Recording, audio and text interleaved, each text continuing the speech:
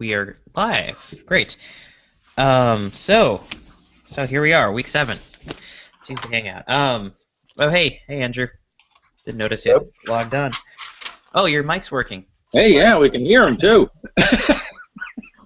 And hey Nicholas. Hey guys, Hey, Hey, Nicholas. how are you? good to see you. Thanks. So I cleaned my webcam for you guys. you're a bit clearer now. Yeah, I discovered why I was so foggy all this time. It's because I Yeah. used a piece of electrical tape over my webcam because I believe there's possible spying going on, which maybe you guys want to think about too. Anyway, the residue from the tape, that's what made for the fog. Gotcha. There. Yeah, so here we are, and I know we didn't really last Thursday. We had a sort of break from our regular coverage of the book to talk with Bonita. But today I figure we can hop right back in. I wrote down, chapters 1, 2, and 3. I think we're 2 and 3, and then I guess we'll pause at 4, and then 4 we'll talk about on Thursday as well as whatever else. But we haven't really talked about part 2 at all.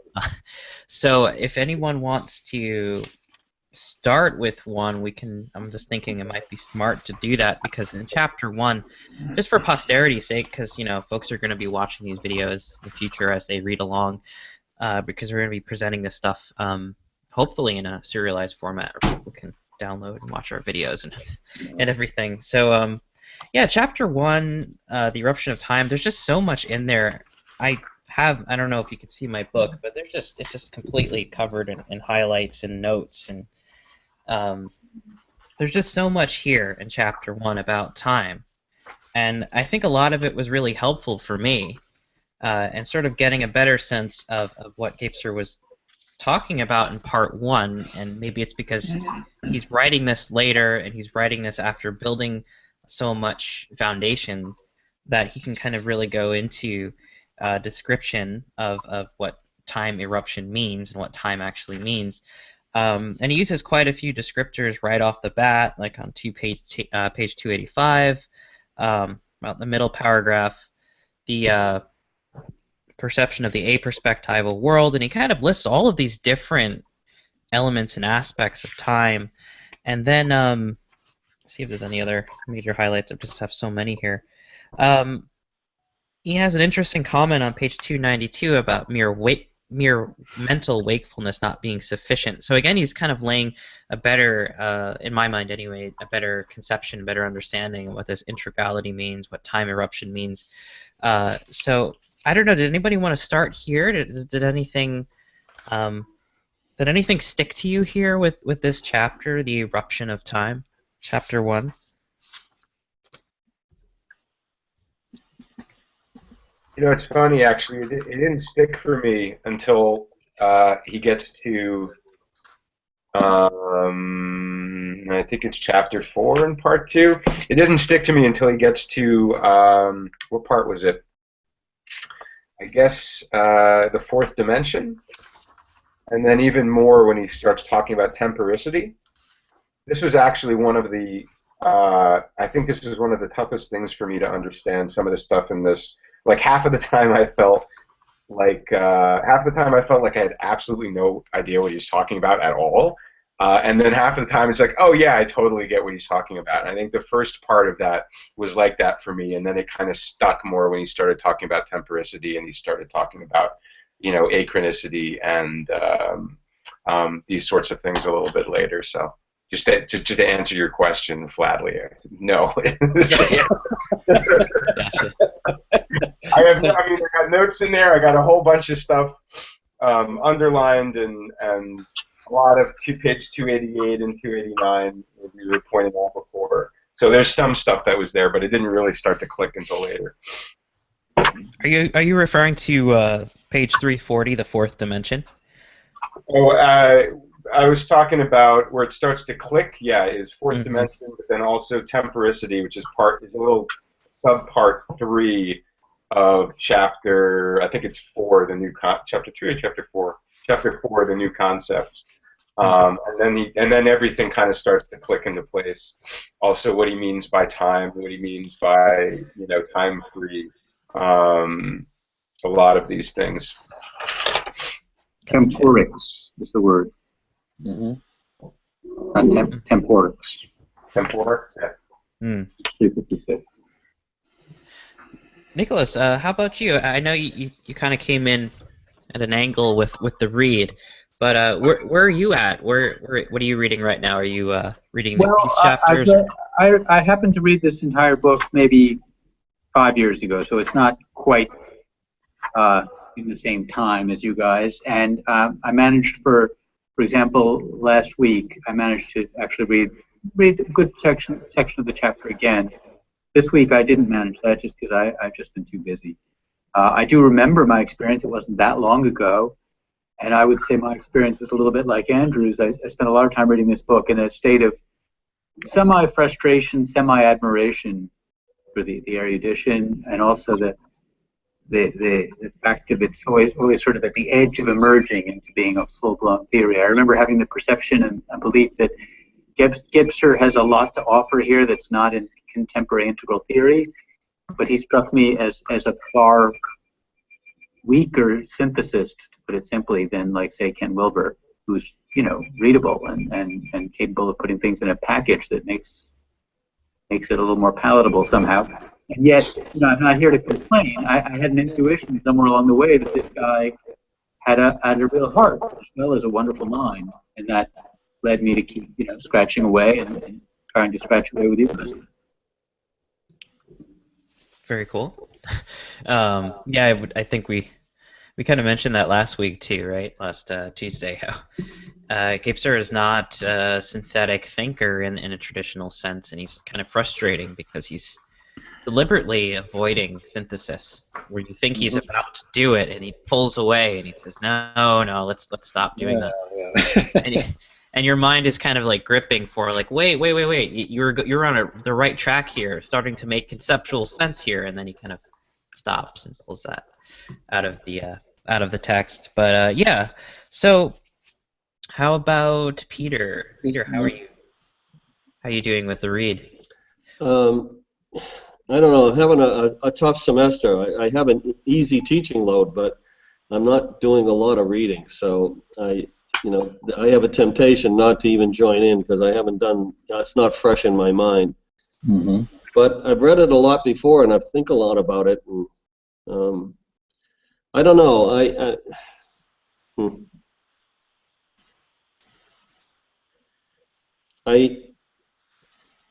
tend to. Yikes, I don't know if I want to get into this. I tend to relate to my early experience in life when I was in a religious congregation and all the talk about spirituality. And most of that talk, that language that they use, I don't know if I've outgrown it or it doesn't interest me as much, and yet I'm still attracted to it. I'm still trying to figure that out. And my feeling is that Gebser has a huge insight that I wish people who were more interested in spirituality would pay attention to. Because I think what he's saying is that the nature of ultimate reality is that it's spiritual.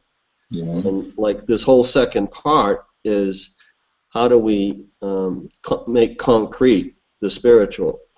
And when I start reading that, I start hearing a lot of my early training and start to get the feeling that he's on to something that was missed or the people who were training me when I was young missed. I'm not sure how to say it.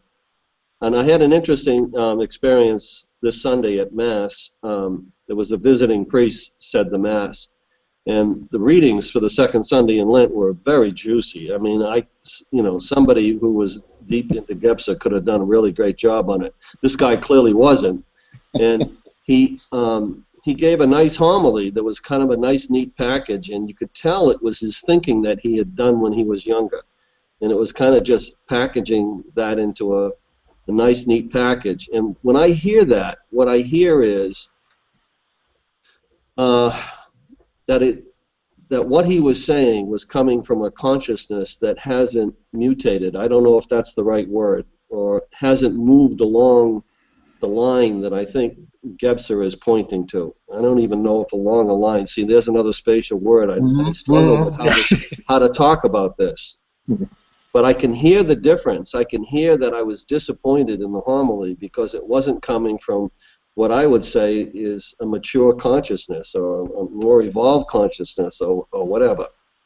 So I've been playing in my own mind about what this fourth dimension means. Well, I sit here sometimes and say, well, what does it mean to be free of time? I don't know. But I'm fascinated by it, and I think about it all the time, and I keep looking for things in my everyday life that I can relate to, and I find it difficult. I don't feel I've done very well with that yet. So I don't know. That's my little speech. Well, it's funny. Oh, I hear a little bit of echo. So it's a few years ago. I went to a mass. I was raised Catholic, and I had been reading Sri Aurobindo like the other night, and it was Easter Mass, and there was the priest's homily was describing. I forgot exactly what he said, but it sounded exactly like Sri Aurobindo about this new life and a new man and things like that. So I found it was kind of I had a strange experience in Mass as well at one point, where it wasn't disappointment, it was confirmation in a way, which was really interesting. And I don't normally experience that with Catholic Mass, so this reminded me of that experience. But yeah, thank you for sharing that. I think that's integral to what we're talking about, and last week's discussion also about Dzogchen and sort of spiritual dimensions of Gapes are certainly present in all of this more philosophical talk and intellectual talk. We may not want to describe it that way, but Gapes certainly uses the description of it being spiritual, and it's not just a. I don't think it's a technical term that doesn't mean how to say this. The aspect of it that doesn't sound as academic, that doesn't sound as philosophical, that's there. The spiritual dimension of reality. He means that, I feel. In addition to the technical usage of the term spiritual as he goes into throughout the book, not only soul and spirit, but the spiritual he kind of is using as a sort of fourth dimension, the achronon, originary powers, and that quote that I posted on Facebook. So it's definitely present. So it's sort of, I guess, up to us to wrestle with that and try to articulate it. But it is. Can I add just a comment to this? What I find so fascinating, I've been reading a lot of Thompson this week, simply because I had ordered some books and they all showed up. So when I open the box, I can't just put the book down and say, okay, I'll get to this whenever. I have to.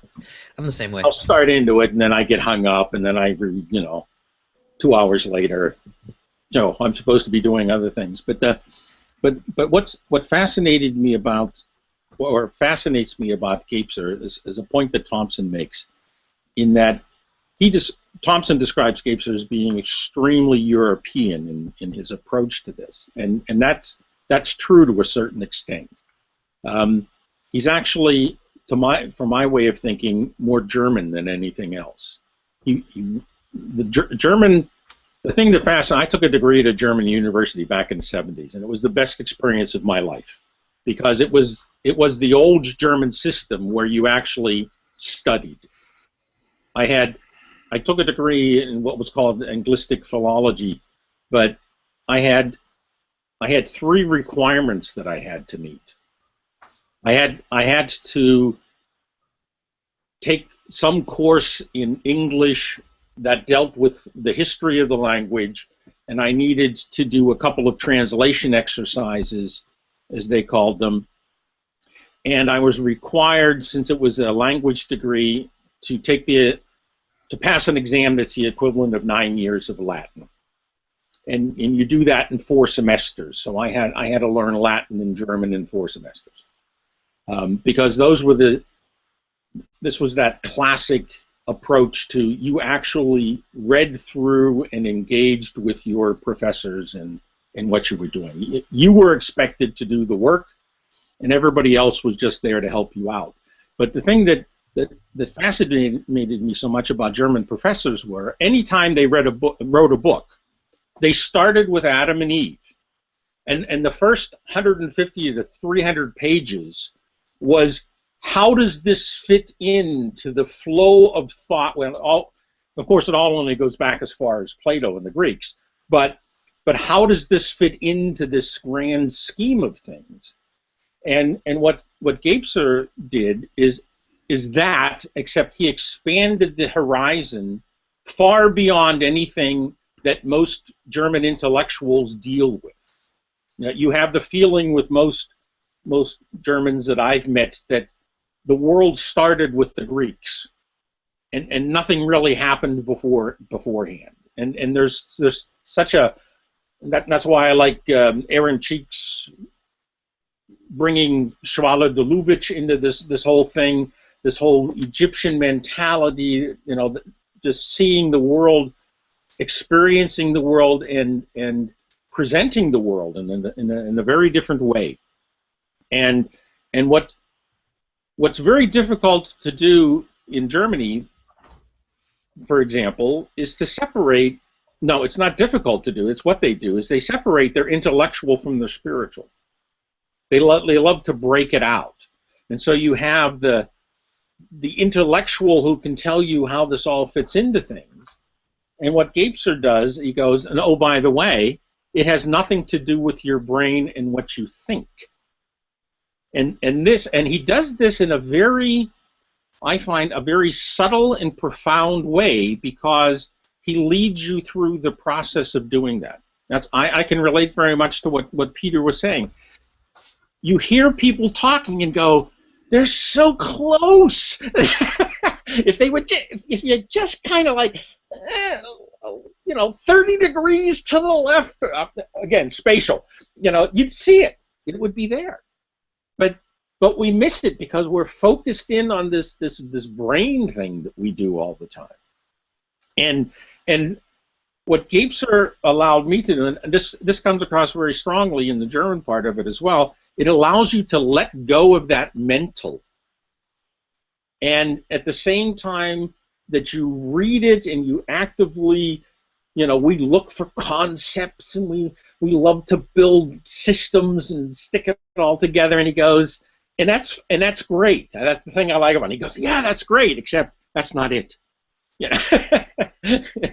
There's something beyond. Actually, it's in it. It's the intensification of all that. That's the thing for me that comes across from Gapser, is this intensification of our relationship to whatever it is that we're engaging. And it's in this intensity of relationship, I think, that spirituality actually comes out, because I don't always have a name for what it is. Most people think I'm just another egghead for the most part. But I've spent most of my life with my nose either in the Bible or in Gapser, because I find this rich interaction that I can use from one to the other. And he presents this in such a way that a European academic can deal with it and not be ashamed to admit that there's something more there than just his brain. And that's the part that I really like the most about what he's trying to get across here. That's my 2 cents. Yeah, thank you for that. I think you really nailed it with that statement, just about his ability to be philosophical and then also have the spiritual dimension, which is just there. Yeah. Sorry, Nicholas? Yeah, I'd make a reply to Ed just to sort of see if we're on the same page a little bit. I mean, I hear what you're saying, and I hear your sincerity and your enjoyment or steepness in all this. And it sounds like you've been at it for longer than most of us. At Gebser specifically, so that's not something I want to acknowledge that. From my take, Gebser is, he's still a theorist. Mm-hmm. Ken Wilber, I think, likes to call himself, I think he uses the word a pandit, somebody Mm-hmm. who's not a spiritual teacher. I mean, there's a distinction, right, between writing about spirituality and sort of writing spirituality. I mean, he's not like Yeah, I'd agree. reading Gebser to reading like Krishnamurti or something, or Mm-hmm. many other teachers who maybe don't even have written teachings at all.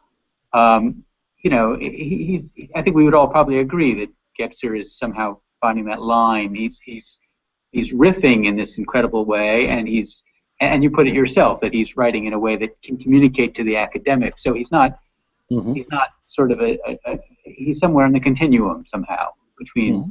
spiritual thinker and intellectual thinker. I just thought I'd frame Mm-hmm. it. No, I couldn't agree with that assessment more. And the thing that for me that's so moving about this, what I had the experience of diving into another culture and getting another exposure to reality. Since I've been living in Germany, well, not quite longer than I lived in America, but almost. I'm rapidly approaching that, where I've spent more of my life here than there. So I grew up in a very different environment, and I think I understand. I know why I like Thompson, because he's clear about certain things, and Wilbur is as well. He makes very definite statements, and they're very easy to follow. And I was rarely at home with this almost obfuscation that goes on in a lot of what I read from European authors, and Germans in particular. But Gebser, because I think of the way he approaches it, is trying very hard to show you how it's done, not just what it is. And that's the part that I get most excited about with him, in that he's actually, because I have the feeling all through the book he's struggling. He's struggling very much to bring this across, because I think he knows who his audience will be. The man on the street is not. I took the train to work for the last 18 years. It was an hour and a half travel to work and back, and no one in those thousands of trips that I took on the train did I ever see anyone reading anything similar to Gebser when I was over here, because it's not the kind of thing that I think the everyday person picks up. That's why he's so little known. But he's also very little known in academic circles, because he makes demands upon his reader that a lot of readers don't want to acquiesce to. We like to think that we know things, and we like to think that we have a grasp of things, but we don't always. I haven't. I don't know when I've ever had a grasp on anything. But as a side point, Ed, are you calling in from Germany? Are you living over there now? Yeah, I live in Germany. Yeah. And just, I mean, everyone's probably aware of the outlines. I've been living here for the last 20 years. I was here for an 11-year stretch 20 years ago, or 30 years ago, actually. I was a draft dodger and ended up joining the military and getting sent to Germany. So that was my wife's German. My children were all born here. But in the meantime, I spent almost 15 years in Silicon Valley in the 80s, so the 90s, which was also a very enlightening experience. And it was there that I ran into Gebser, who, as I have mentioned before, was a book pulled out of the trunk of a guy who had rubber bands around all of his books. And he just said, "You have to read this." And I go, "Okay, I'll read it." And ironically, Gebser was himself from what was originally the Prussian Empire, and then was in exile for his whole life, basically. Yes, he was. Yeah. He was. I relate to him in that regard. The last place I lived before I just moved here a couple of months ago, but I lived not far from where the Gebser archives are, and I never went. It's one of those things. If it's down the road, you go, oh, I can do that next weekend, or I'll do it next week. And then you never do it. I lived in California, like I said, for almost 15 years and visited Alcatraz the week before we moved. It was right up the road, but we'll get to it. You know, it's there. It's one of those things. Hey, Marco. Yeah, you just multiple personalities. Yeah, there's two of you in here now. Well, That's one of you. my screen suddenly went blank, and I got this error message that said, "Oh snap!" And I reloaded. So I guess I'm somehow have a doppelganger been created by the tech glitch. What does it feel like to be one's own doppelganger? Yeah. A little confusing, I gotta say.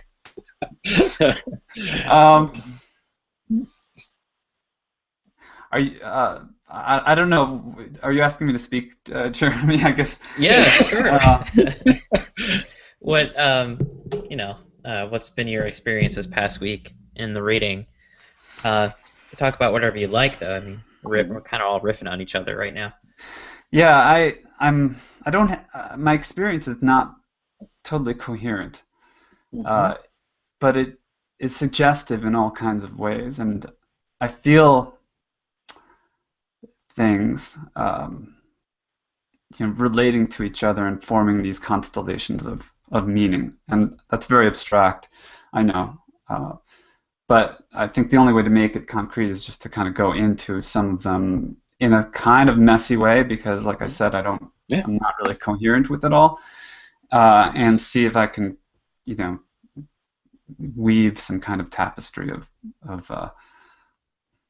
thought. The first thing that comes to mind is, I've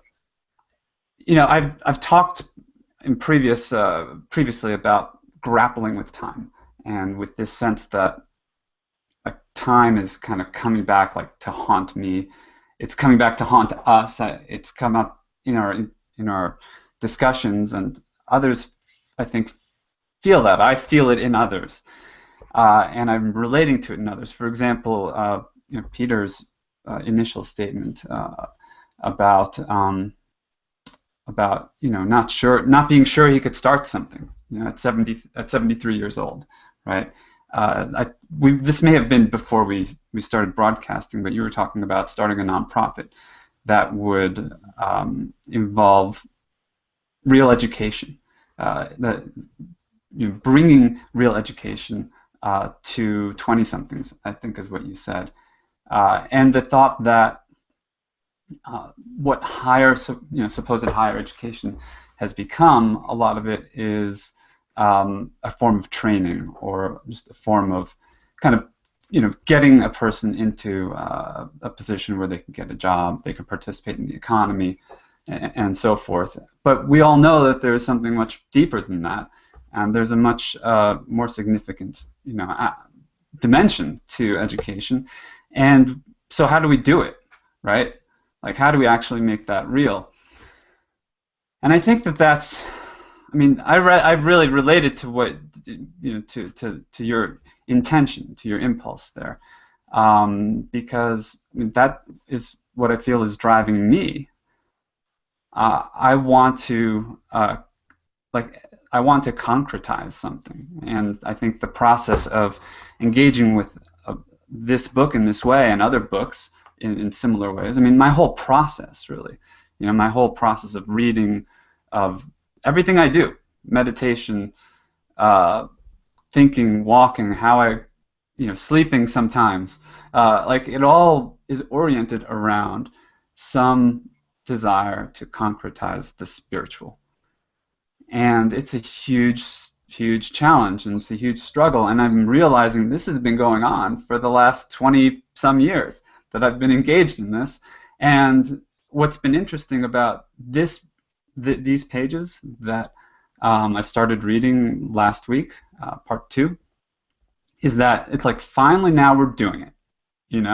It's like this is not just a description, I think, in a theoretical sense of the spiritual, or of integrality, or of any of the concepts that Gebs was talking about, this is doing it.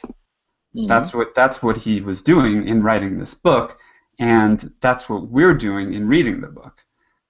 At least insofar as we bring that intentionality into it, and that's, I think, an important piece of it. He speaks about time as a quality and an intensity, and I really, I've seen those words a number of times now. Time as a quality and an intensity. Okay, neither of those are spatial words, right? So we know that. That's just a theoretical sort of something that we need to keep in mind, the distinction between time and space, and we need to notice when we're spatializing, and then ask like, what is that presuming?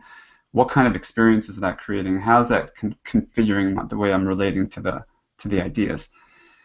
So so time is an intensity and quality, and I've been realizing reading these pages that I've been preoccupied with time all this time. It's just been my core preoccupation, and it's come through in my poetry. It's come through in just the way that I organize my life, calendar, scheduling, lists, writing, meditation. I mean, like, it's all different ways of kind of trying to manage time, trying to relate to time, trying in some way to concretize time, and maybe trying, I think, ultimately to become free of time.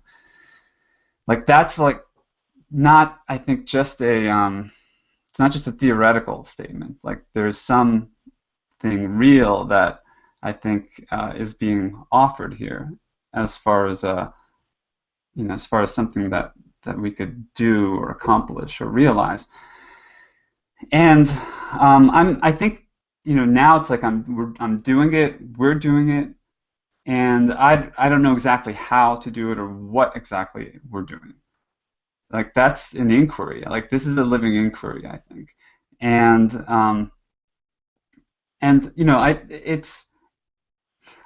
here's where I start to get a little more incoherent. But it's like that eruptive quality. It is a violent force. I mean, the word contains a violence in it. And I remember when I first felt that presence, that occurrence, in me. And it was like when I was 18, I think. And like this, there was a feeling like of something erupting. The question came up on the last Hangout.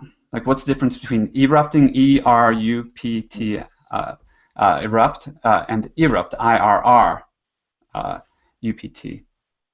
And I think that eruption is something that happens outwardly into space, right? A volcano erupts, stuff flies everywhere. And eruption happens inwardly. And so it's like something comes into you, and scatters everything, just mangles everything, destroys everything. So there's this feeling of being destroyed by time, and of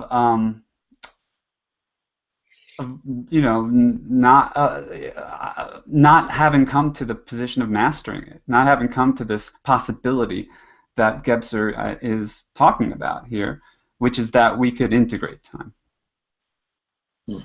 So, I'm in this struggle with time, but what I sense is the possibility of integrating time, of it not being such a struggle. I feel that possibility. That I feel it. That's all I can say. I don't see it. Sometimes it's only real when I feel it. And I think that relates to this quality of intensification and of becoming present, presenting. Even the way we pronounce that has a difference in meaning. Presenting means putting it in front of you. Presenting means making it present. And thinking back to Wilbur, because I passed through Wilbur, he's the ultimate spatializer of consciousness and of integral consciousness. And in some way, like, his work, I think, represents kind of the mastery of space. But he talks very little about time. And I think that that's one of the that's probably the central difference between Wilbur and Gebser. Wilbur, I think, is the mastery of space, and Gebser offers the possibility of entering into this kind of time freeness. And they're similar in all kinds of, I think, surface ways. But I think on that level, there's a profound difference. And the difficult thing about Gebser is that he is oriented towards European intellectual, history, and that's not everybody's context. That's, I can hang with it because I've studied continental philosophy, but Wilbur's a lot friendlier to our cultural context. And so it seems like one of the things that we could do ultimately is like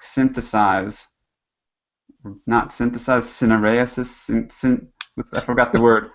Yeah. The space dimension, the kind of Wilberian space dimension, which is very, culturally sort of digestible, and the Gebserian time dimension, which is a bit anachronistic, but has this intensity that isn't really, I think, there in Wilbur, because in Wilbur it gets, kind of diffused out into all the quadrants and dimensions and levels, and the whole Ockwell matrix. So an intensification at the same time that we could be like spatially coordinated, that would be really. I think that would be an interesting possibility. So that's my riff, I guess. That's what I'm thinking. And can I add just a footnote to what you just said? Yeah. Because I think you brought up an extremely interesting point, Marco. It's this your whole description and interaction with the word eruption, because that's a word we don't normally encounter in English. It throws us off balance. It's something that we have to deal with in some way. And what I find so fascinating is the word that Gebser uses in German is Einbruch, which means literally to break into.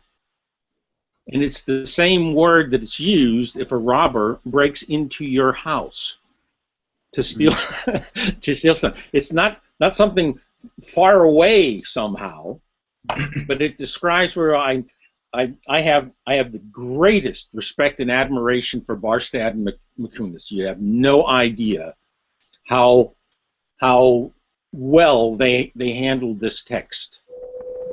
You can't get it all, but they got most of it. And by choosing a word like to show you, it's the opposite thereof. German is a very concrete language, so when a volcano erupts, that is an Ausbruch, a breaking out. And when the thief comes through your window, he's breaking in. And so he uses a very simple word, but it has an effect similar to the one that you just described. That's what I wanted to bring across, because it is integrating. It's all coming. It's in. It's all this ablative from somewhere else to where I am, kind of thing. Which he constantly slides in almost under the doormat in what he's doing there, and that's why on these points where we really need to wrestle with what's going on, which I think you're doing rather well with, better than I was when I was your age, at any rate. Derailed my own train of thought there, but. Or age. I mean, we're talking about age. Yeah, my age. Let me tell you, this train leaves the station a lot of times. Before I realized that I was there. Okay, but this whole idea of it's in and coming in and intensification. I mean, it's really all in that preposition. It keeps and he hammers that home, and I think we pick that up in the English as well. I'd So like to let respond. me say something here because I've been sitting with this for a little bit. We asked before about, how do we concretize time? We're talking about almost time as and what Gebser's doing as a practice of sorts, right? Which is one of Wilber's critiques of him. He doesn't have a practice, right? He doesn't give really a practice for doing this, which I don't think is quite true, but I think he has a point too. What is that? What is time breaking into? And what it's breaking into is consciousness. What it's breaking into is us, right? So Marco, I think you pointed at that really beautifully. It really does feel like an invasion in a sense, and it comes into us. One thing that's been present for me as we've been reading the time stuff is that to think of it in terms of time is for me secondarily, or something that's secondary. What is, and I think this has come up in our calls before, for me what's primary is really identity. What consciousness is seen as being. And where we locate ourselves in that. And locate is a spatial term, and this is kind of a difficult thing to talk about. I haven't processed all of this necessarily, but it points to our ways of thinking of self as identity, self as ego. He mentions one thing he ties them together in one place, at least. He ties them together a couple places, but in what we just read, he ties them together on 358, where he says, we've discussed earlier the problems of the ego, the masses, isolation, and collectivism. These uncertainties are the present situation, and there is only one liberation possible from this cul-de-sac. It is not the immersion of the ego into the animated masses. I'm getting a wave ego from someone. I'm not. It is not the immersion of the ego into the community of the masses, but the super. Andrew, you have to speak into the microphone. We're losing you. You're breaking up. You need to speak more into the microphone. I think I'm getting an echo back, so I don't know if that's. Yeah, try to speak now. I think that may have been Peter, because it was working. just going back to his You're video. really And could you repeat what page you're on as well? Yeah, I'm on 358. An eruption of energy. It is not the resubmersion of the ego into the anonymity of the masses, but the supersession of the ego and the masses by achieving the super-individual anonymity of the itself. We were talking about this last week with identity as origin, and here again, identity isn't really the right word for this, but when I'm feeling into what Gebser's talking about in terms of time freedom, when he says that anxiety of time is also a projection in the same way that time is a projection. It brings me into this place of origin, which is at the center, which is watching all of this come out, which is not grasping onto the identity that's being presented by either our mythic selves or our magical selves or our mental selves, but is kind of watching these come and go, is watching them construct and kind of fall apart. Which is also my reading of Wilber, and I think Wilber gets a lot of guff for being a deficient mentalist, but I think he's also, the reason why he's simple is because he's also a magician. He's doing something that's actually very deceptive, I think. He's very deceptively simple, and I think, one of the things that I think he's a master at is actually sleight of hand. He's really good at taking attention and leading it dot by dot by dot, but a lot of the other directions are entirely, they're not followed up on. And in my reading of what Wilber's doing is that he's presenting actually a kind of eruption. It's not an eruption of time. He's presenting a kind of eruption of origin into mental meaning making, something that actually gets into mental meaning making and can screw with it. Try to watch my language, so we're being recorded, but. And so it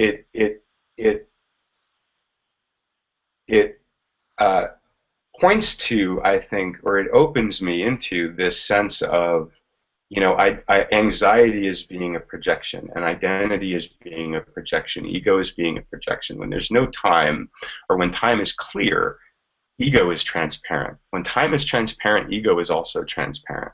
You don't have ego if you're not looking forward into things that you're either trying to avoid or that you're trying to get.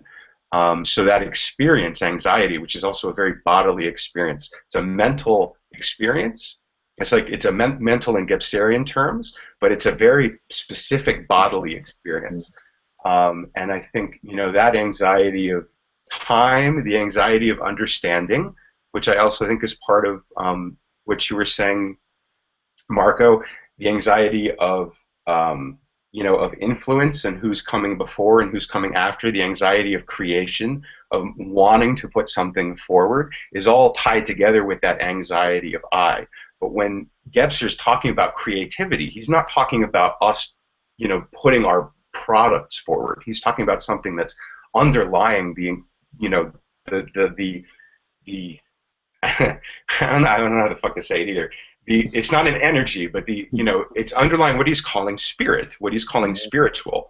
And so it's fascinating to me, again, and we started the call with this, but that when he says spiritual, he's also very careful to say, and I don't mean energy, I don't mean unity, I don't mean, we have spirit without, and it's not that it is negating unity, but spirit without grasping onto unity or forgetting that it's already present. We're not going into unity, right?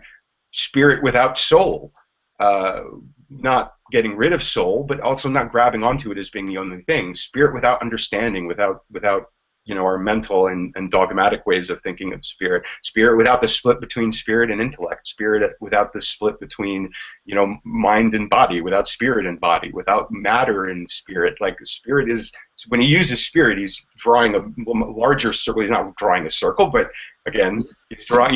He's including all of that at one time. So there's a lot in that. I think the question again is like eruption, and what is it erupting into, and what is it breaking apart? And that's the openness that I think he's pointing to when he says open time or open freedom. Time freedom exists where you're not grasping onto time as it's moving, I think.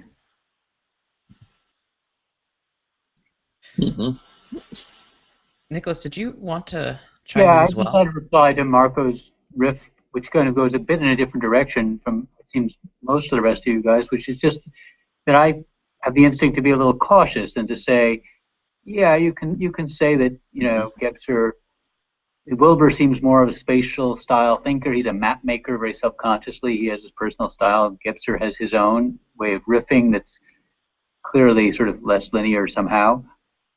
But I think it's easy to kind of exaggerate the difference between the thinkers. They just have different styles. I'm not saying they're the same. I'm just sort of caution is my response to that. Moreover, and more to the point, and maybe more helpfully, since we wanted to focus in a little bit on the text, and Andrew offered us, this little section here in the Temporics chapter. We talk about eruption and what is it, and I think, Marco, you said in a kind of rush of enthusiasm, which I can relate to on a kind of human level, you said, well, time comes and it destroys everything. And that we feel that way, but it's not. It's also maybe an exaggeration to say it destroys everything. It destroys our momentary orientation. I mean, it doesn't, and it opens the door to a new orientation, to put a more spatialistic spin on it, if you want. Anything can be seen this way or that way. So that was all. It's just a minor riff here. I was skimming through the eruption chapter, and then I flipped forward when Andrew was speaking about this Temporics chapter.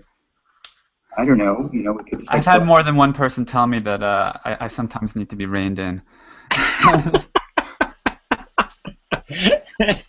Maybe we need to have little buttons on our screen. Oh no! Stop! Eruption alert. I'm not sure that would help, Nicholas. You know what, Nicholas? I appreciate very much what you're doing here. I did a reading of the Ever-Present Origin once in San Francisco when I was still living in California. And one of the people that was there was the pastor of the Swedenborg Church. This is where Robert Frost was baptized, and I love this guy, because it didn't matter. Because as you've noticed, I get really excited and enthusiastic, and I start rambling on about things.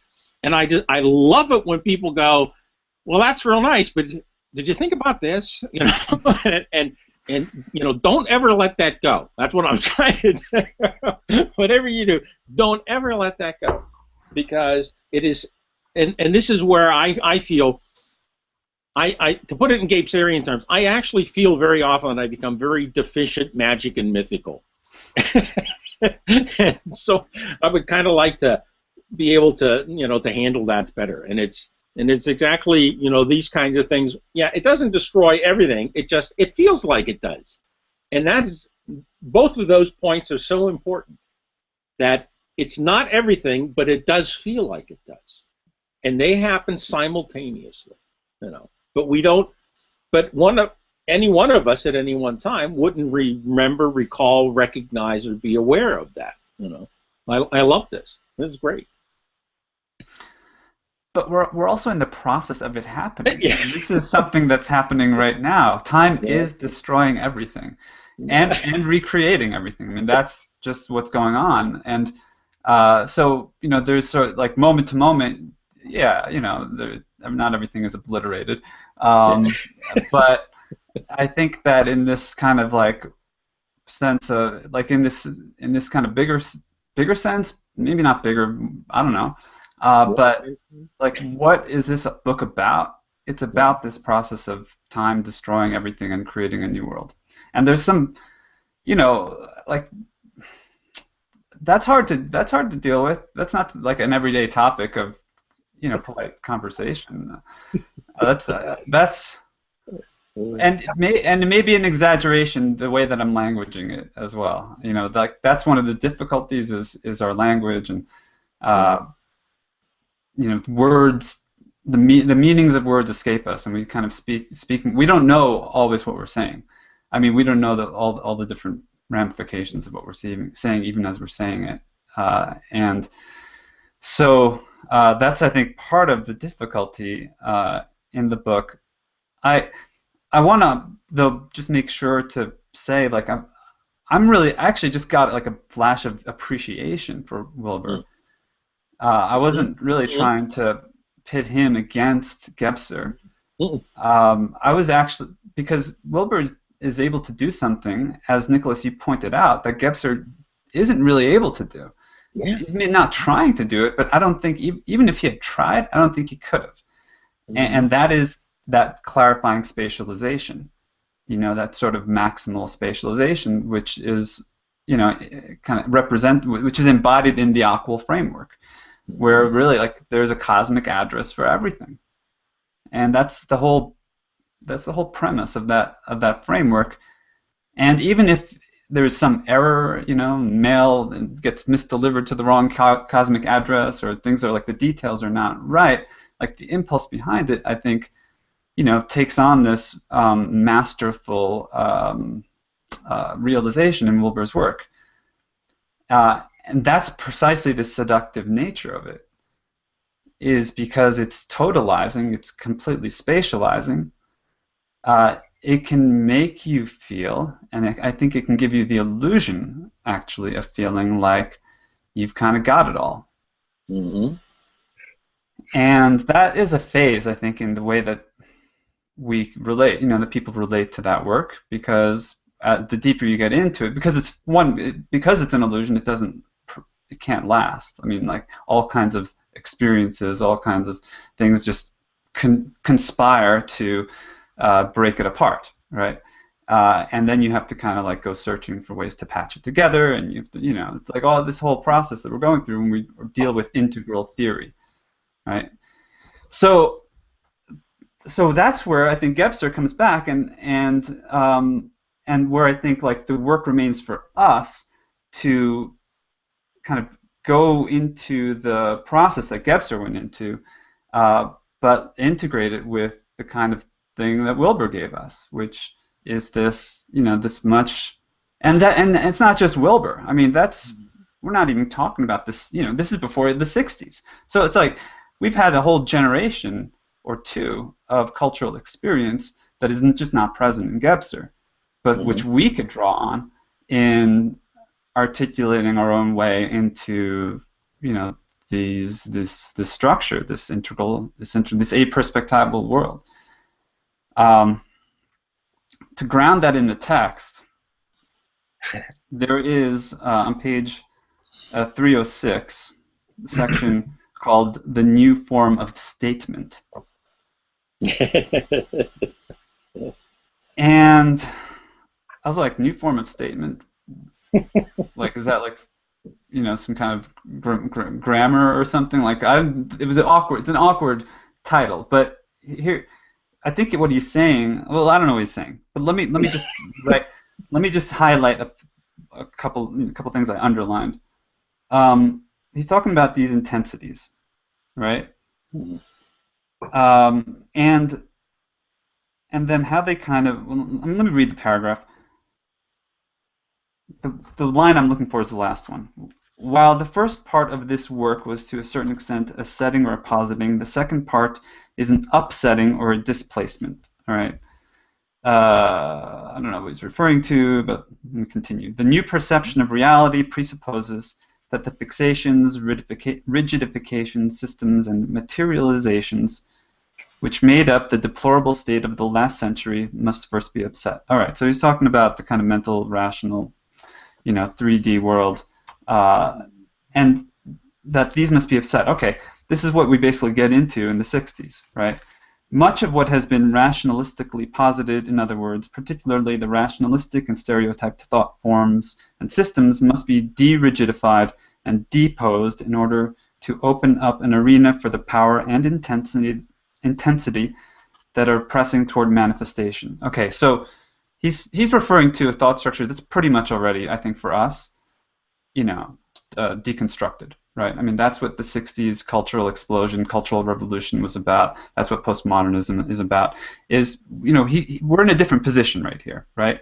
But next sentence goes on to say, so long as we think that we can master such intensities as time, by forcing them into a system, the intensities will simply burst such systems apart. Okay. 2 pages later, 309. And this must be emphasized. The age of systematic philosophy of an individual stamp is over. What is necessary today to turn the tide of our situation are not new philosophemes, like phenomenological, ontological, or existential, and we might add integral, but etiologemes.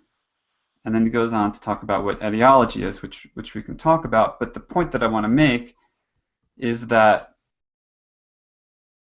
even like the ultimate system, even the ultimate map, can't contain the intensity of time.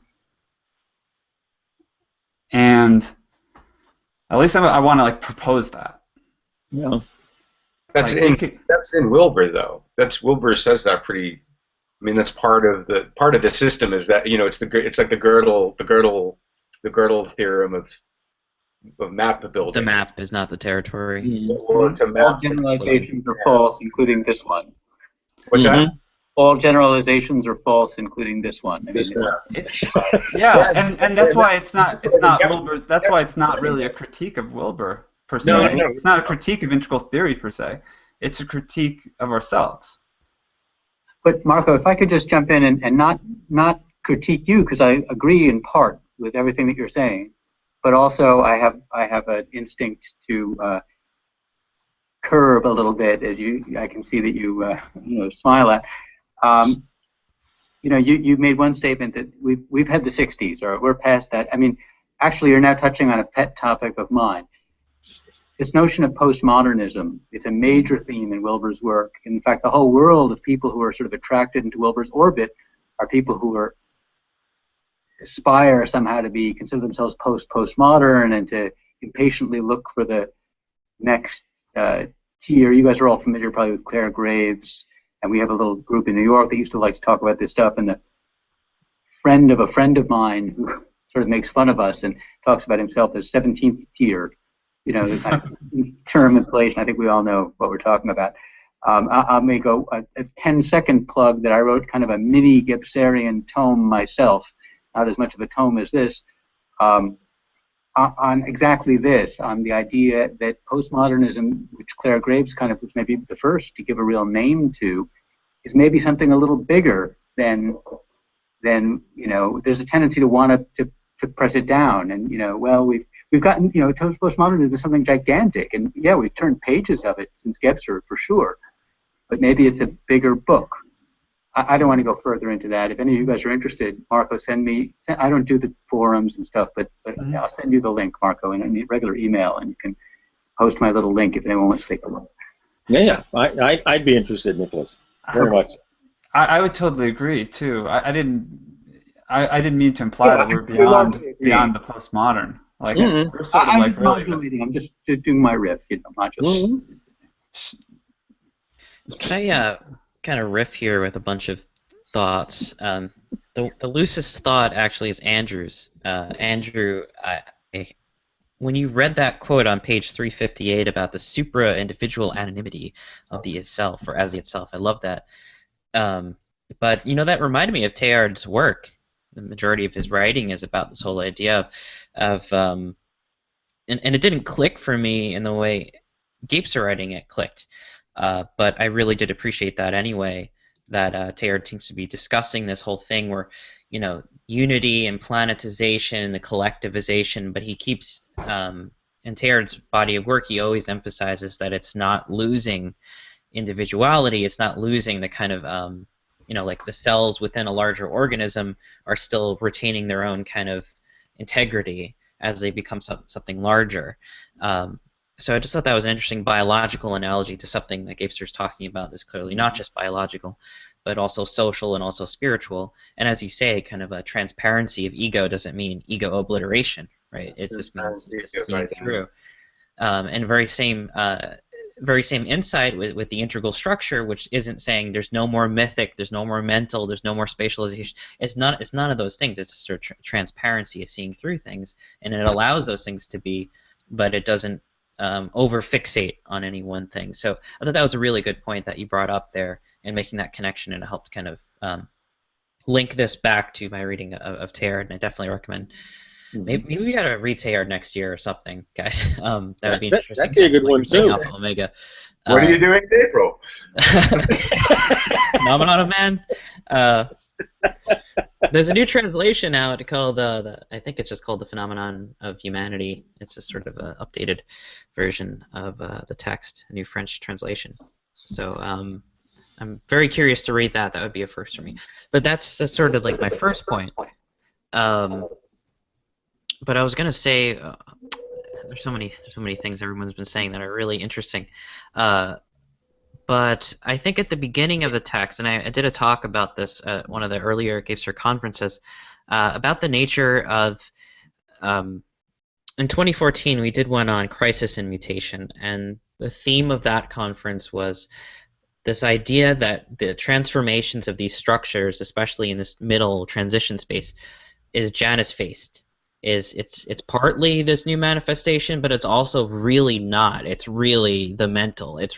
And for me, like Wilbur, because we're kind of riffing around Wilbur, to me he always sort of embodied that, because he had this kind of deep, profound insight about integrality, but he did it in such a spatializing way. It was kind of like it was both. You look at it and you're inspired by it, and you feel like, yes, there's a spiritual dimension to evolution and time, and all of these maps can help you out.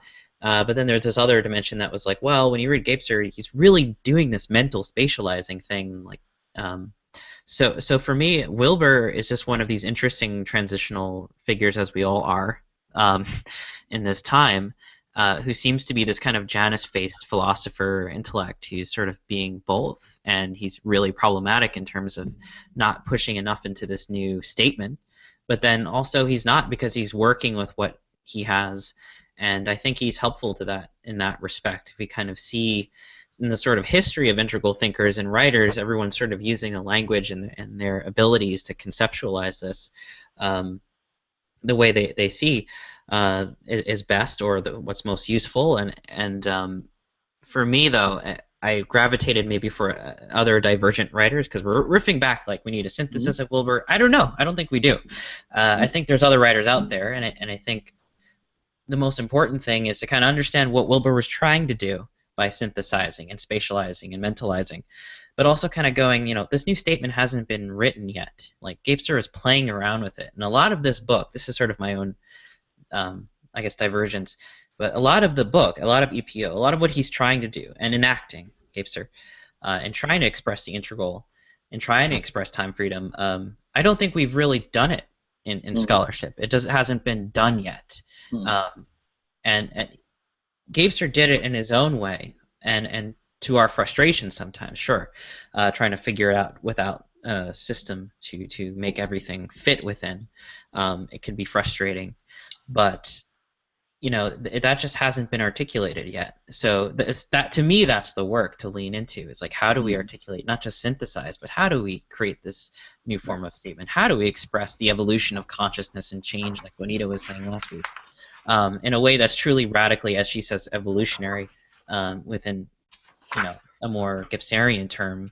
He doesn't use evolution, but he uses this kind of transformative methodology. I would caution to even call it that.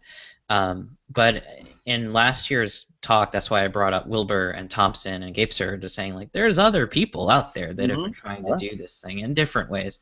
Wilbur's one, and he's a very interesting and important figure within the historical movement of integral writers who are reading each other and talking about these things. But there's other people to look at, and I think that's really important to keep in mind too as we talk about, what is the new statement? How do we articulate? How do we write this? What do we do with this beyond our read of it? So that's just my 2 cents. Right, and I think that's a very important point, Marco. If I can jump in, Jeremy, if I can jump in here, I was just thinking there's a really strong parallel.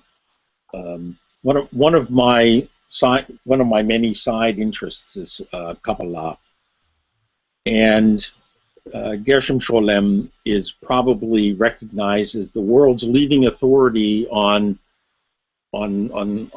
Kabbalah. But I've read almost everything that he's ever written, and he never got it. But I wouldn't understand as much as I think I do about it if it hadn't have been for him. And I see Wilbur the same way.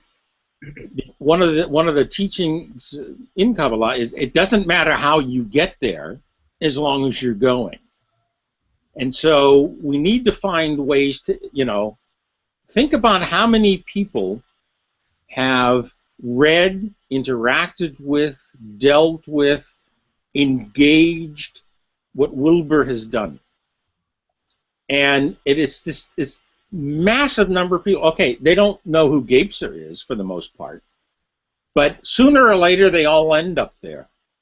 I'm saying in a very general sense, because he's a way into this. He's a way into this whole different mentality and mentation that we're dealing with, and for that reason, I have the greatest respect for the man, even though I don't particularly think he got it. I don't think Scholem got it, but I don't think less of Scholem because he didn't. I know from my own experience that if it weren't for him, I wouldn't be where I am in how I feel about what I do and where I go and all of that. And so for me, yes, there are, and I think we need to point this out to others. Your point was very well taken. Yeah, there are other people who are saying similar, if not more effective things, but they're going to be more effective for other people than perhaps for our own selves. There's always that, everybody has to do it himself in the end. And so the more ways we can get in there, the better. Yes. And the opposite is true though too, and Gepster talks about that. It's not us. It's not us as individuals, right? Our individual agency is a way of locating the agency of consciousness in a way that's actually kind of a mistake if we hold on to it. And so when you have 4 people in a decade coming into the same understanding of 3 perspectives, and the 4 people in the same decade coming into the same understanding of having a 4th dimension. It has nothing to do with us as individuals, just as individuals, or exclusively as individuals. Wilbur is not a progenitor of integral consciousness. I don't think anybody thinks that he is. He's an outcropping of integral consciousness. He's an evidence of integral consciousness. Yeah, I like how you turn it inside out like that. I think that's important. Yeah, that's what it's. I mean, that's what he's talking about. I think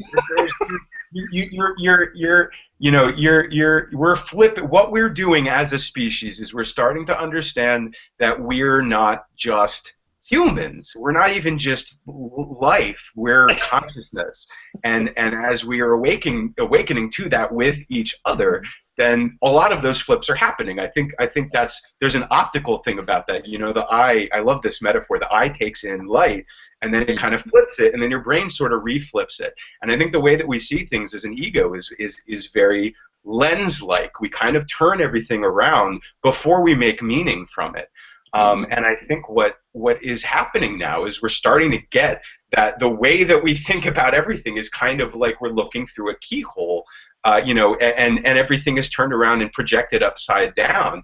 And it's really helpful to have those projections because they can help you to turn back and look this way. And once you turn back, those projections start to look very, very, very, very different. You start to use them differently. And I think that's what I think Wilbur does that's fascinating.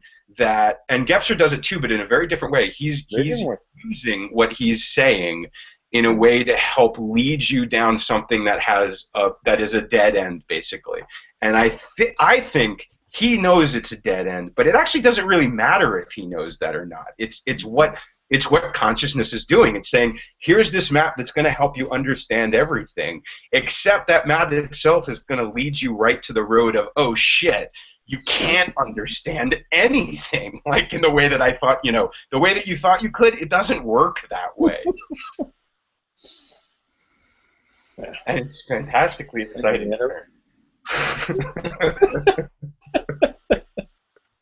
It's funny. It's like, this is a very strange thing about the technology that we're using, but like, I'm talking basically to Ed right now.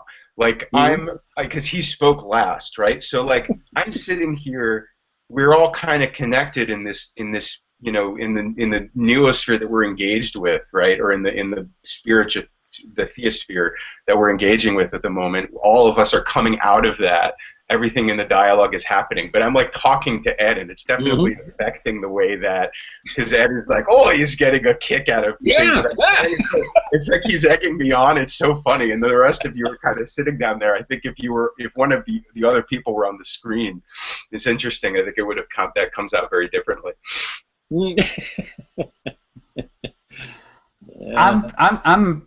I'm trying to get you like where you're coming from, because I feel like it's a totally different place than where I'm coming from. Suddenly I'm seeing it and I'm like, okay, yeah, that's cool. All right, I see kind of like that. Like I have a particular preoccupation, and you're like, that's not really my preoccupation. I can kind of like be here and basically be saying the same thing, without the time preoccupation. So like I had when I read these chapters 1 and 2, 3, like I'm getting these it's intense, it's like an intense experience for me, it's like emotionally intense, because I'll break out laughing, or like something will just connect and suddenly illuminate something, and so there's like a real like selfness to it, like that, like there's some sense that something's coming through me, something's happening in me, in those moments, and you're not even assuming that, You're talking completely from, I think, if I'm getting what you're saying, Andrew, now I'm in the technology talking to you, is like, don't even worry about time.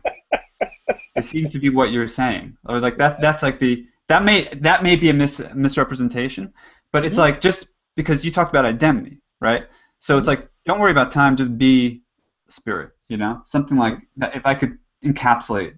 Yeah, and I quite that simple, and I think there's a way in which saying like just be spirit can be really, really, really reductive in a way that's not helpful. But Yeah.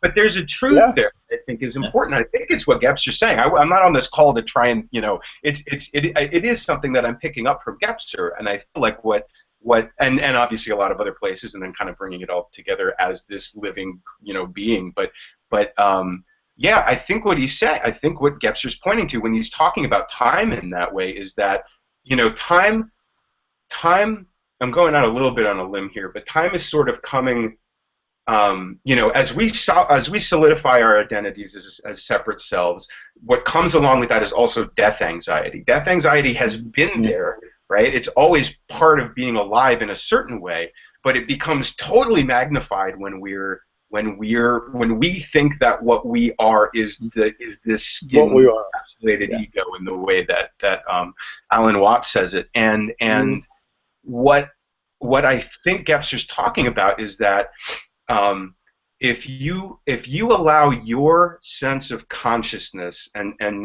again, all of these words mean so many different things, it's really hard to point to. So what I think he means by consciousness is what I would call basically identity, not identity as Andrew Venezia, but like the locus or the node out of which consciousness is expressing itself, might be a better way of saying it. But I'm not sure of the words here. But if you allow that identity to sink into what is already origin, which is present, it's always present.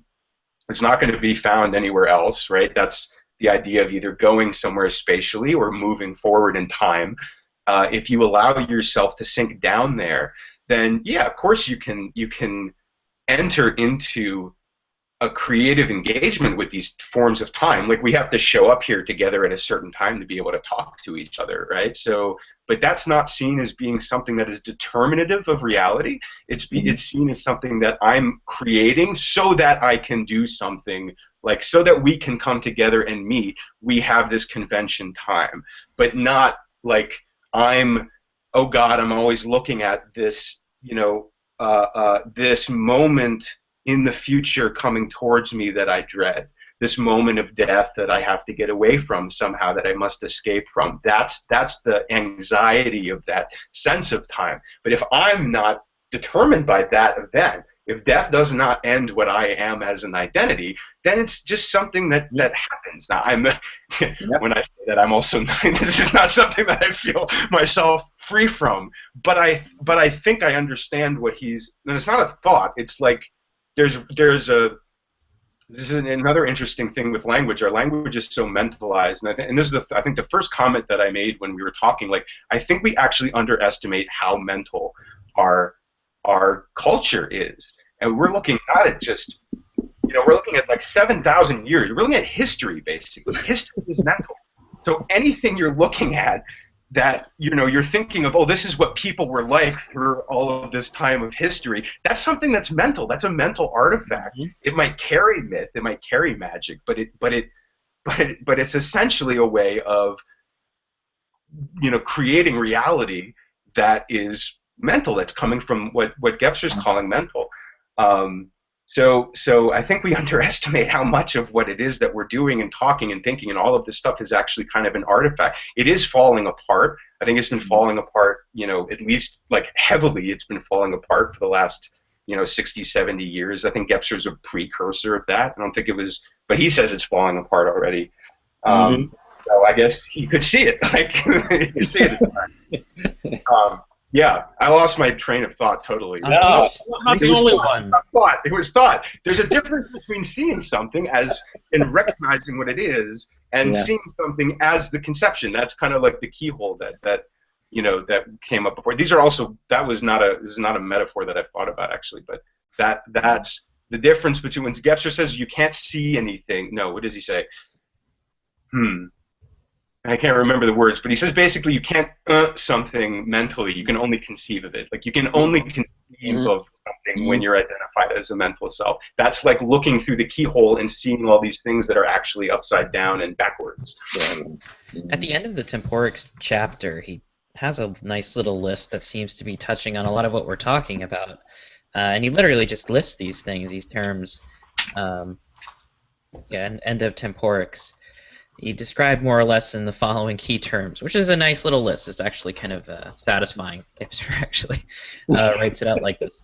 The whole integrity, transparency, the spiritual supersession of the ego, the realization of timelessness, the realization of temporicity, concept of time. And he kind of goes through these things. Some are interesting. The supersession of patriarchy, the mastery of movement, clarity instead of mere wakefulness. This was helpful for me, and it's sort of tying into what we're saying here. But Andrew, I think the point that clicked for me, and relating back to earlier in the first part of the book, Gipser's talking about how through history, I'm using mental terms, through history, there's an increasing dimensionality and increasing egoization of the person in time, locked into time, locked into body, locked into their individuality. And it becomes like a kind of prison or a crystallization that freezes slowly and sort of coalesces. And if this is one theme that I can see in not only Gipser's writing, but also, let's say, in Thompson's writing, or even in Wilber's writing with the developmental approach, there's this coalescence of ego, of moving away from religio, from sort of breaking that out and breaking that open in religious practice, and moving towards this individuality. And now we're seeing this deconstruction of the individual, this deconstruction of the ego-bound, the very time-bound being that's sort of lost in a spatialized time that's devoid of meaning or mythos. And we're seeing this kind of breaking up, this breaking open, this crumbling apart. And then I started to tie that to what Marco, you were saying, just about past 60 years, 60 years or so since Gipser wrote this, and so much has happened. Thinking about postmodernism, despite it being very Janus-faced, and it's sort of a even smaller compartmentalization of knowledge and fragmentation, is also doing its job. It's deconstructing narratives. It's deconstructing the ego. It's Deleuze and the assemblage and the networks. It's Hartenegri and the multitude. So there's this sense that this breaking up is already happening. It's already present. And while we may not have a new statement, certainly all of these symptoms of this new eruption are all around us. And I just had this kind of moment of excitement about this, drawing all these little dots, which is a synthesis, but also kind of a creative insight, which doesn't just feel like synthesis. It feels like something else. And it's the last list that you just started, the last one on the list that you started reading, Jeremy, I have to say is one of the most beautiful phrases I think is in the whole book, the transformation of the creative inceptual basis. And I think what happens is you start to see that that's always been the case. And what's interesting about the move, which is very different in a developmental logic, what's different about the move in Gepser from mental to integral is that you're not moving forward anymore in this way. There's the fourth dimension from the third dimension, so there's kind of an increase in that sense. But unlike in Wilber, where you have these kind of rungs on a ladder, which is a metaphor he actually uses, you're getting to that process which you've talked about of like increasing crystallization, and then something different happens, and that's awesome. And I don't know anyone else who points it out that way. I think that and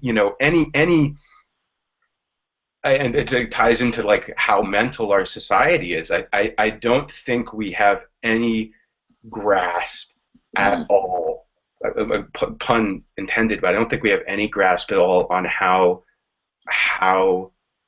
revolutionary, and again, that's also it's a mental term, how different, let's just say that, how different what Gepser is talking about is than just taking another step on a ladder. I think everything in Wilber, even integral, what Wilber calls integral is not integral to Gepser. Gepser covers a little bit of that. Gepser's talking about something else. He's talking about something different.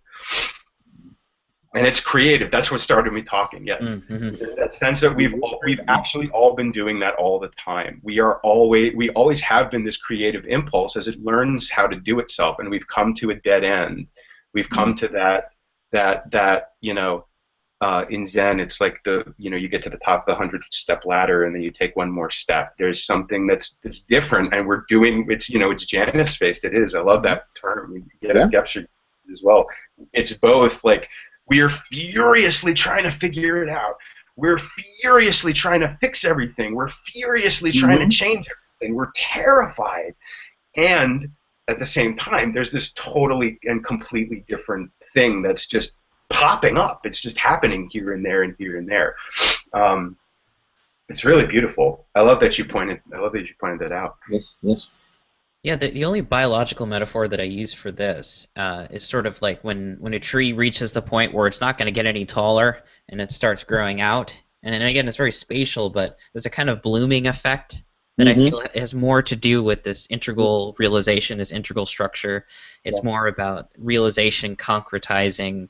It's interesting, and this is sort of just jumping to another aspect, but Sri Aurobindo's writing as well, writing about integral yoga and the yoga of descent. It's no longer about climbing up. It's a strange kind of like middle space where these, and higher infinite realities are coming into the human being, coming into the world, and there's this kind of growing down process now that's taking place, this fleshing out or crystallization that's happening here.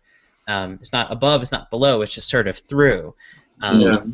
So again, and this must be, and maybe it must be, but it might have been what Gebser read into Aurobindo. I just felt so like, yes, this is what I'm talking about, this integral yoga thing.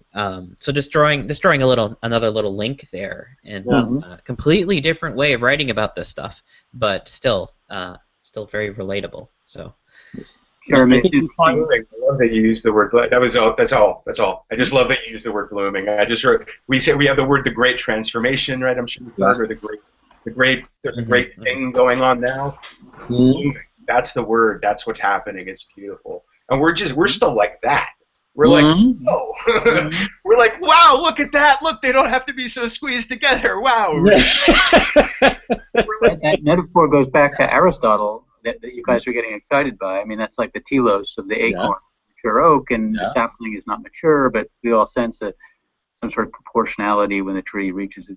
So it's something resonant in a long time in the history of philosophy.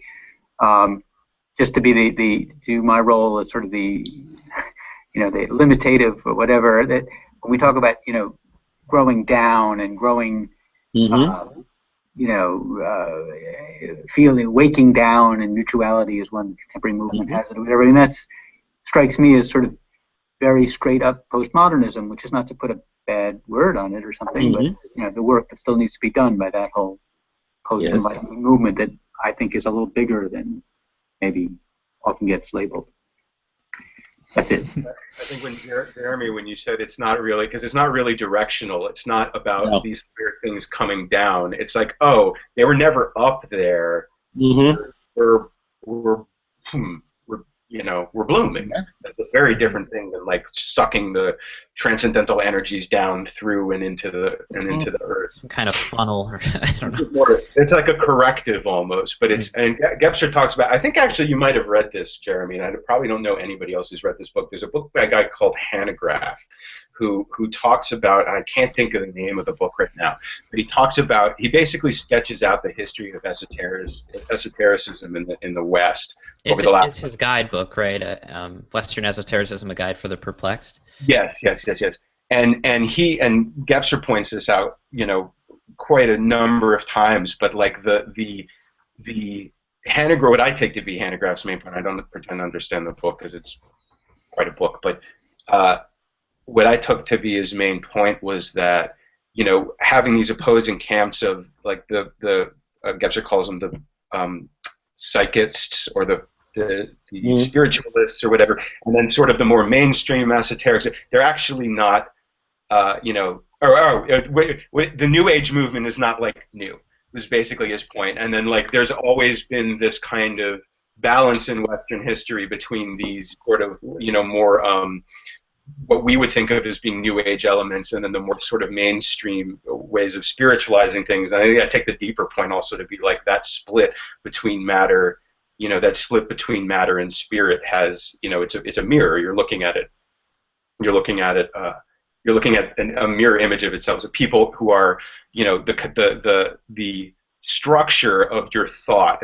Would be a Wilberian way of saying it, but if I'm saying that ultimate reality is mind, and you're saying ultimate reality is material, we're actually saying the same thing, just wearing different colors. We're like, we're wearing different clothes, but underneath we are saying basically the same thing. We're making the same distinction. We're locating reality in the same way, which is in the split between matter and spirit. Or perhaps time and identity, as you were talking about earlier in this conversation. Mm-hmm. Flip sides of the same coin. Yeah. Yeah. Mm-hmm. It's interesting. Thompson has an interesting kind of polarity that he plays with, where in his own kind of conception, when a new emergent mentality, he calls them, comes out, it usually emerges with mysticism first, or the artists, the kind of creative types, and the esotericists. And then, a century or so later, all of the technologists and the scientists and the kind of materialists come out, and they're saying the same thing, but now they have the technology for it. So, 100 years ago, Tier's talking about the noosphere, and now we have the internet. And while it's not the internet, it's sort of a kind of polarity of both, are sort of expressing the sort of spiritual dimension and the very material dimension. And it's interesting. I would kind of like, from my own understanding, place Wilbur in that kind of middle space, because he's giving us a kind of technology, a map that's spatialized. It's basically a technos of something quite sort of invisible and sort of hard to pin down and not quite that easy, that Gapser was pointing to a little bit later. I mean, a little earlier.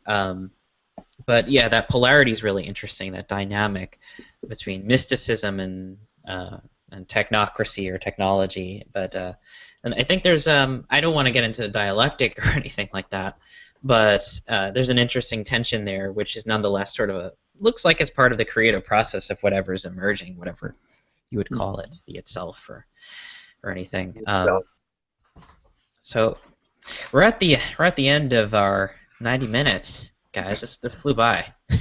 It did. We didn't talk at all about chapter 3. No, we didn't. And chapter 3 is, I just want to bookmark it for future, am I fuzzy right now? No, we hear you. There's a little bit of echo. Oh, okay, gotcha. Yeah, chapter 3, the nature of creativity.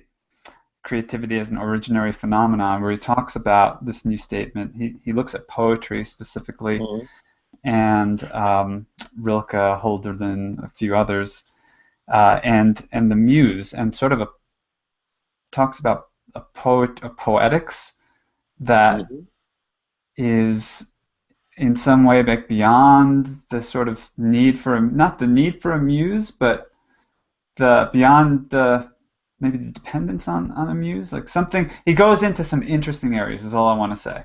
That I would just love to not talk about right now, but just kind of bookmark and say this is something that somebody in some time, of interacting with this book needs to talk about and explore. And I hope I'm there for it. Yeah. We're probably going to be very busy as time goes on, and as we wrap up the official, at the end of March, official read. But hey, I mean, if you guys want to come back, bring the band back together and talk about a chapter, I'd be fine with that. I think that'd be a lot of fun to do that. Yeah, I totally think. I mean, maybe we can ease up a little bit, because yeah, twice a week is it's quite a thing. Yeah, the whole intensification thing. It's like you guys have the benefit of having read it before. Some of you, I'm reading this for the first time. Doing these hangouts, working to make money. I have the greatest admiration for what you're going through, Marco. All right, I'm looking. It's I actually am having the thought. Just 2 weeks left. Just 2 weeks left. But but I'm wanting to give it my all and Yeah. not finish strong. I want to finish strong with this book, Hmm. but because I feel like it's this bomb. Yeah. This is my experience. I feel like it's erupting into my life, Hmm. and Yeah. stuff is just going to come out of it. But I know the feeling. the biggest impact is at the beginning. The biggest impact is at the origin, right? And then it can begin to exfoliate and sort of become all the different things that it becomes. So I hope that one of those things is, further hangouts and discussions where we just go into areas that we haven't really touched on yet. And I hope we can integrate that with also, reading other books and doing other kinds of writing and all the whole cultural project that we're working on. But I think this is this is really It a is. great thing. One of the title of the section that we're talking about is in the German version is the Neue Aussageform, and yes, you can translate that as as a new kind of statement, but it's also a new form of expression, and it also has this connotation that goes through the German words. And what I've seen in our little discussion this evening, but also throughout all of the hangouts that I've been in, is there's this almost extreme sometimes intensification of what we're doing. And if there was one word in all of EPO that hit me hard, it was this notion of intensification. And boy, have I experienced that this evening. That is exactly what I have brought from tonight, is the intensification. Yeah. Let's get more intense. Yeah, it just gets more intense. But isn't it, I mean, it feels to me like there's some, Yeah. like escape velocity that you kind of got to reach. Yeah. Escape velocity or critical mass, like transformation, mutational processes, we know they involve these intensifications. Like things become more and more intense, and then boom, something happens. There's a transformation. It's not like just an endless slope. It sort of reaches a crescendo, and then there's a change, and you don't always know what the change is going to be. When you're on this end of the crescendo, this end of it, Right. you just got to go into it, and you have to sort of, I think, trust it.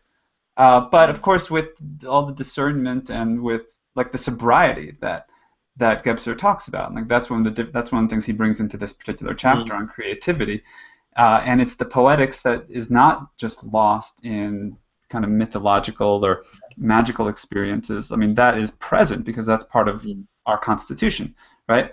So we have access to that. We have access to the magical, the mythical, and the mental, but the intensity goes beyond those particular structures into into something new, which is what we're talking about and what this is all about.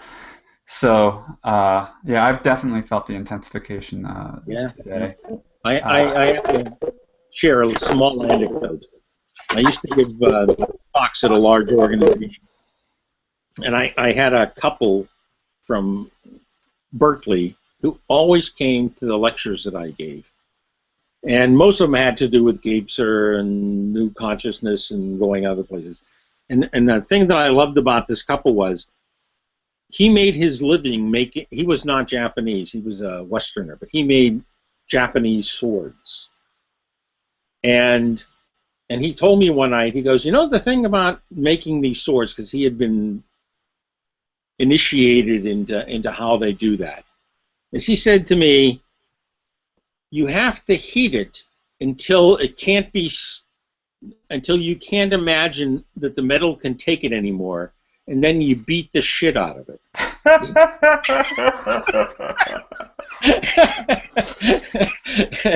And all right, that stuck with me. And because I think he got it. Sounds alchemical. And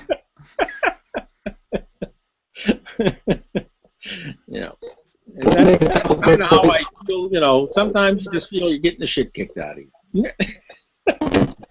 Can I make a couple quick points? Hmm? Yeah. Yes. Maybe back off from your mic a little bit, because I think. Can you hear me? Is that okay? A little bit. It's doing the choppy thing. It wasn't doing that before. It was doing it now. All right. Well, I'll just say it quickly. If you can't hear me, I'll just stop talking. Jeremy, I don't know if earlier you were talking about the new translation for the phenomenon of man. It's called The Human Phenomenon by Sarah Appleton Weber. I think it was published in '96. Got it. I don't know if you were talking about that. But Peter, we That's can the hear one I was you. talking about. You sound like a robot. You could maybe write us on the chat or something. okay, well, I see everybody's microphones are off. I don't know. Well, you can't hear me? We can make out what you're saying. Whatever your mic is doing, it's roboticizing your voice, so it sounds very Yeah.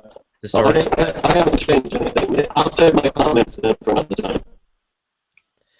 Okay, sure. If you want to, maybe as like I don't know, just post it in the forum if you'd like, or just send me an email if you want to connect about the book. I appreciate your insight on that. Okay, well, Yeah. we're about a quarter after now, quarter after the end of the session. So I'm just going to click stop broadcast. So people are. So long, guys. Thank you. Thanks. All right. But, I really enjoyed it.